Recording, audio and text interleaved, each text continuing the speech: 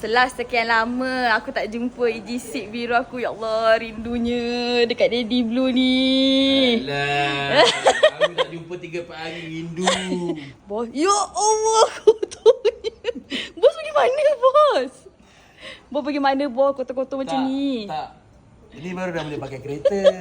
Bukan hamba kereta Bukan hamba kereta. Alamak. Bos. Ni lenjan itu hari. Nyari-nyari sawit aku tak angkat tau. Nyari-nyari sawit aku dah isi dalam. Yelah, kereta kau mana ada seat belakang. Agak-agak lah nak letak sawit belakang ni. Yelah.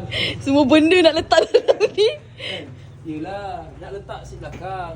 Sebab boleh muat sawit ni. Muat sawit. Tapi merah, merah. Aku rasa kau kena buat ni lah. Apa?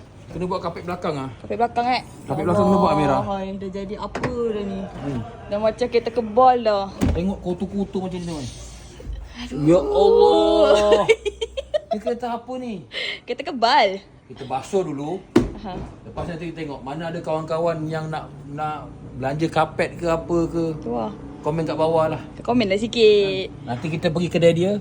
Kita tolong dia review kedai dia. Macam? Oh, boleh. Boleh. Kita cari lah. Aku ada kawan-kawan yang nak belanja kapet dia. Sian noh kereta ni. Uzur betul.